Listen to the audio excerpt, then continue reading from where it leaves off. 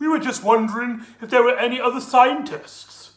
You know, witch wiggler, wongaders, fortune tellers, mundundrums. Hello and welcome back to the Doctor Who Marathon. I'm your host McEdam, and today we're going to be talking about The State of Decay, written by Terrance Dicks and first story directed by Peter Moffat. This is a 4-part adventure, and it is the second story in the trilogy of the E-Space adventures, in which we see the Doctor, Romana, K9 and Adric travel the miniature universe of E-Space as the Doctor tries to get back to his normal space. So yeah, that's the setup of this. Now, the backstory of this story I think is really interesting. Terrance Dicks originally wrote this story 3 years prior. He wanted it to originally be a Leela story, but Peter Hinchcliffe turned it down. I believe it was because there was a adaptation of Dracula by the BBC at the same time, and they didn't want to want them button heads. So the story was rejected back then, and Terrance Dicks brought the script back when he was asked by John Nathan Turner. Now, he originally then wrote the script and he gave it to the director, Peter Moffat, who absolutely loved the script and was really looking forward to doing that story. However, when he got the final version of the script in terms of production values, the script editor, Christopher H. I can't remember his name. Christopher H. Bingemud. He actually altered the script heavily, and Peter Moffat really hated it, feeling that it took away the gothic atmosphere which he loved about the original script. So that, and he said he would refuse to film it the way it was written then. So John Nathan Turner actually let him use the original script by Terrance Dicks. So that's how this story came to be. Just to kick off, a lot of people have criticised this story. Actually, let me back up a bit. This is one of the stories that I used to grow up a lot as a kid on VHS. And when I was growing up, I used to believe this was a very popular story. I heard from family members who really liked this story, and they keep telling me how it was just one of the classics. And I always grew up thinking that this was one of the classics. And one of my first memories of the internet, when I discovered that there's a whole fan base of Doctor Who on the internet, and I was doing my best to doing like the research of what the general opinions of stories are. I discovered that this story actually isn't popular at all. A lot of people seem to disregard this, or at the most just find it pretty average. And it's fair enough. It's opinions, and I will have to state that generally this story isn't considered a classic. So there's your thing there.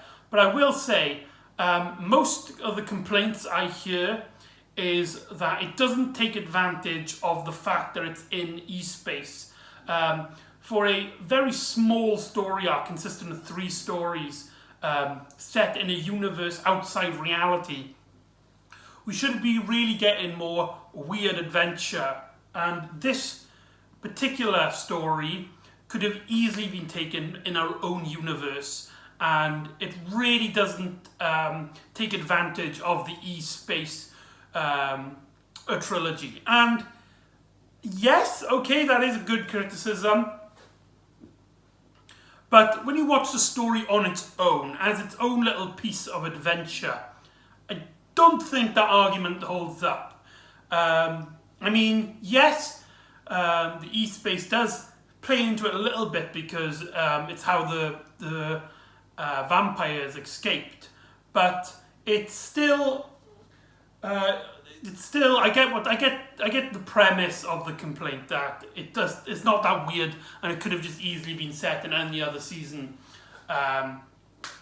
but I still don't think that's a very strong argument against this story. But anyway, the Doctor and Romana trying to find their way back into normal space, and they discover that they're near a planet which has civilization on it. So they go in there to try and find someone who can help them get out of e-space. And so the Doctor and Romana go off and they discover this small little village which, according to them, they don't know what strangers are, or they've never heard of like any other village. But later on, they mention the word, they just say strangers as if it's a common term. So I just presume that they are lying about the stranger bit. And we get to see that this little village has been taken advantage of, basically, by three rulers. A king, a queen, and a councillor. Now, these are the villains of the stories, the vampires. Spoiler warning. But I mean, look the way they're dressed. They're clearly vampires. I can't remember what his name is. But he is Arlok. Is it Arlok? Arlok, something like that. And the woman is Camilla. And these are pretty good villains. I mean, in terms of just the atmosphere, the gothicness of this story, they work very well. They clearly your cliched vampires with they're constantly doing that, and there are some generally creepy scenes, like when the Doctor and Romana first meet the King and Queen. They're being like sort of nice to them and stuff, but it's a lot of scenes. It's a bit cliched. I mean, a lot of scenes, it's stuff you've seen 100 times before if you're into your vampire fiction. For example, there's a scene in which Romana cuts her finger and Camilla's like, let me look at your hand. Let me look at your hand.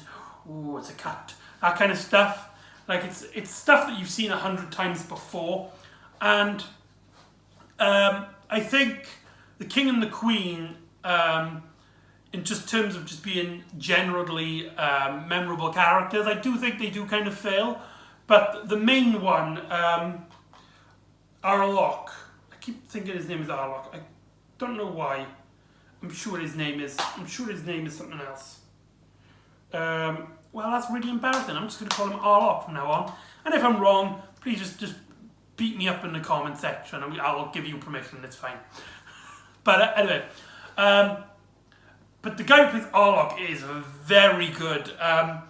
He brings a little bit of Bela Lugosi into his performance. His soft spoken words, his demeanor. I'm not saying it's as strong as Bela Lugosi. I mean, Bela Lugosi is one of the best actors who has ever lived.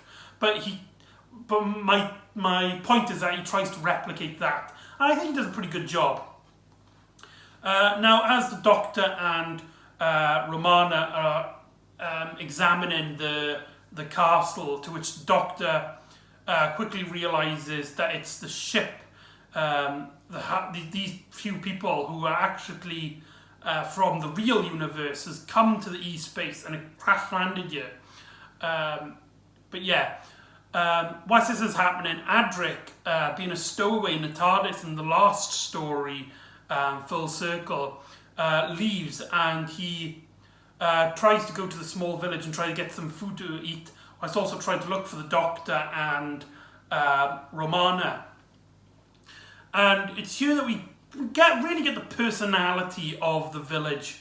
Sadly, I think in terms of the village, it kind of fails, and I think the main problem with the village is just there just wasn't enough characters there. We get introduced to the leader and his wife, and at the start of it, we see his son getting taken to be in some sort of they have some sort of like tradition where one person in the city gets taken away up to the castle, never to be seen again, probably being used as a sacrifice, so the vampires could drink their blood. But small characters that we do get, or at least the main leader character, I think he's a very good character. He's the guy who plays him is a very great actor, and he has a really great booming voice. But he also hands himself with a lot of presence on it. He's you can clearly see why this character is the leader. He knows when to talk to his men, and you could see him really struggling that, like, the loss of his son, and how he takes it out on basically Andric, and he takes it out on K9 later on, which plays into a joke in which he has to apologise to K9. But Adric soon gets taken by the vampires, and they think that he can be converted into a vampire. He would make a great vampire, so they try converting him. Whilst this is going on, the Doctor and Romana don't actually know that Adric's here. I don't think they find out until part 3, coming to think about it. But anyway, in part 2, the Doctor and Romana discover that there's vampires on there. The Doctor quickly realises that he makes a great speech about how it just occurred to him that every civilization has some sort of the vampire myth. And when later on, when basically they find out that there's a giant creature that's living underneath the castle, the Doctor tells Romana the story he had when he was a boy, and the hermit, the same hermit, mind you, that was mentioned in the Time Monster and actually appeared in Planet of Spiders. I can't remember what his name was in Planet of Spiders. That's really embarrassing. Anyway, and the Doctor explains how this the hermit told the young Doctor about the stories of a great war between the Time Lords and the great vampires, giant vampires, which are so large they can suck out the life of an entire planet. In the same way how a normal vampire would just eat somebody, the giant vampires would just suck planets at a time. And during this war, a young Rassilon actually helped stop them all and killed all but one of them. One of them escaped, and it turns out later as well that this is the king, the leader of the vampires. And that one scene, if you're a Doctor Who fan, you could probably find it on YouTube. It is a very good scene. I highly recommend you watch that scene. If you don't want to watch the story, fair enough, but that scene is really well acted and performed. Speaking of Tom Baker in this story, he gets to show a little bit more of his craziness from his previous seasons, but he's still a bit more down to earth in this bit. One of my favourite scenes is when one of the vampires is saying, I don't think he knows they're Time Lords yet, but this vampire is like, you could be part of the swarm, and the Doctor actually acts like he's going to take it, and then he jokes, it's like, oh well, the swarming was never my thing, I could never really swarm, how about you, Romana? And yeah, so Tom Baker has just a little bit of glimpse of his performance, and like I said, I really like his the more serious tone Fourth Doctor that appears in all of this season. But I digress. So let's talk about the directing. Peter Moffat does a fantastic job here. It's another one of those stories which just shows how John Nathan Turner really knew that just good enough, that's okay. It just isn't good enough. Doctor Who should be trying its absolute best 100%, and it could just be because he was a new naive producer, but he let he gave Peter Moffat some great stuff to work with. It's not as good as the first 2 stories in the season, but he does get a lot to shine, unlike Full Circle. One of the things he gets to shine in this story is model work. There are some really great shots of models in this story when it comes to the city, the outside of the castle, which you don't realise really.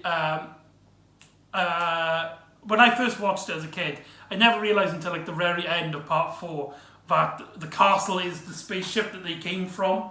And there's some really great imagery. One of my favourites is when we see the councilman, the Arlock character. He's threatening basically that he's gonna find the Doctor himself, and he looks at the camera, and then like almost like Batman-ish, the camera slowly shifts to a vampire bat fly into the camera. And that's a really cool scene. I really like that. I think a lot of people criticise John Nathan Turner for being more style over substance, but I personally think it's style and substance. I think, especially this story, does a great job in terms of directing, of getting both a great looking story, which allows the director to just show off his camera angles and moves and know what he's doing, whilst also telling a great story. I mean, Terrance Dicks knows what he's doing. He's one of the best writers of the series. Everybody, I think, can agree on that.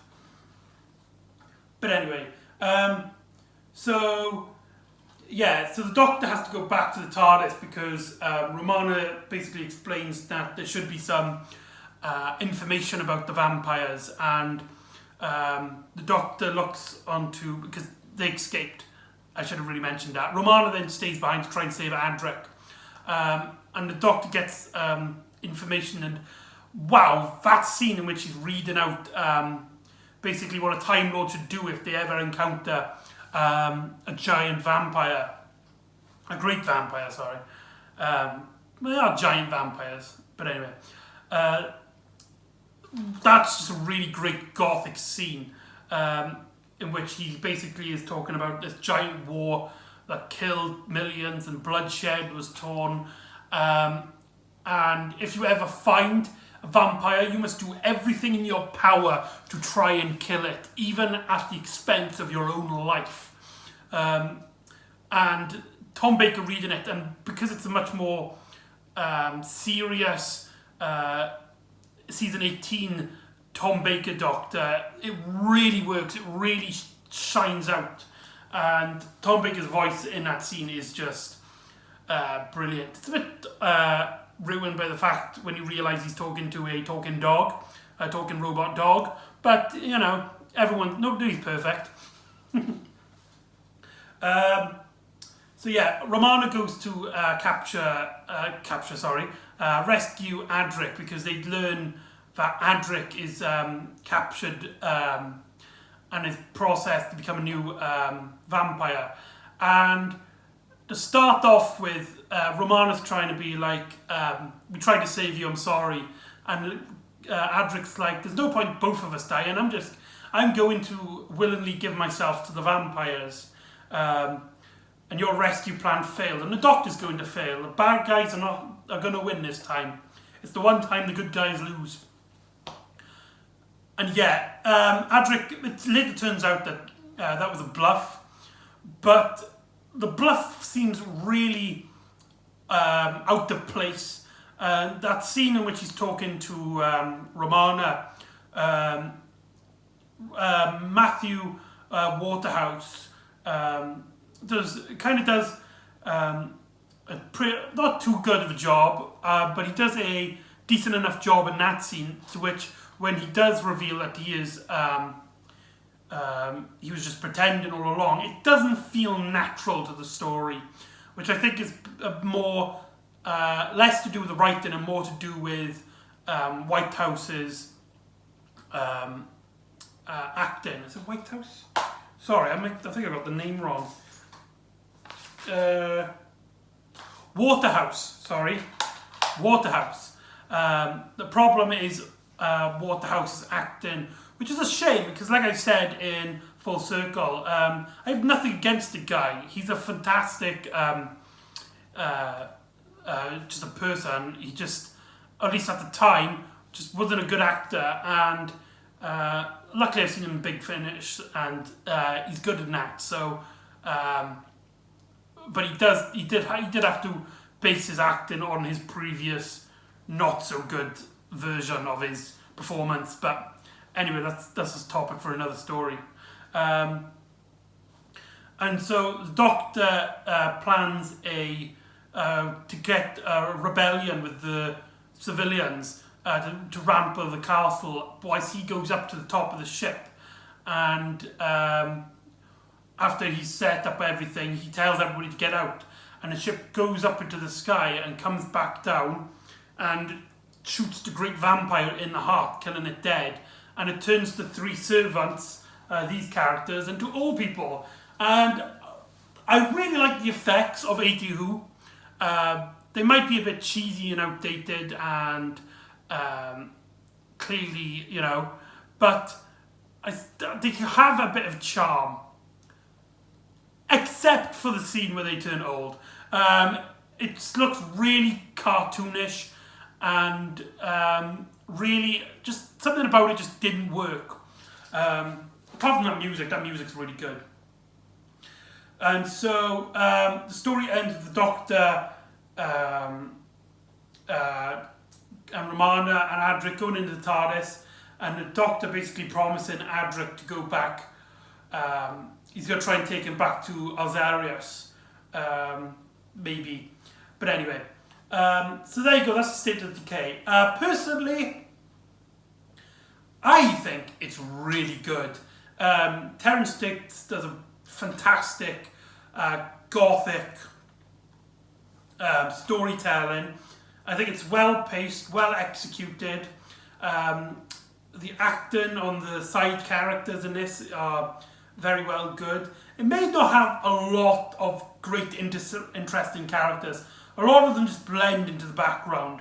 But when the ones that stand out, like the leader of the civilians, a computer technician who's like the only scientist in the village, who I didn't mention because of time, and the villains, especially the main one, they do a fantastic job and do their absolute best. And I think the only real hindrance I personally have with it is that it's set in the E-Space trilogy, and this slot could have been used for a much more weirder story that we could have took advantage of the premise more. But I don't think that's too much of a problem. If it wasn't for the fact that it was set in E-Space, I think it would have, a lot of people would appreciate the story more. And I highly recommend that you at least, if it interests you, if you like gothic, old-fashioned gothic stories, especially vampires, I highly recommend you give it a try. You might not like it. Like I said, I thought this was a popular one. It must have been around about 2006, 2007, when I discovered that there was a huge fan base for classic Doctor Who. Is when I discovered this story actually isn't that popular, and a lot of people, at least a lot of people on the internet, don't seem to enjoy it. But I personally did, and I think maybe a few other people should give it a chance, and they might enjoy it, and they might have their favourite Fourth Doctor story in this. It was mine for a while, if I must be honest. But there you go. So, join me next time where we take a little detour into Doctor Who's first spin-off. And we meet Sarah Jane again. She gets a little present from the Doctor, and Merry Christmas. So join me next time for Canines and Company's A Girl's Best Friend. See you next time on the Doctor Who Marathon. Ta-ra.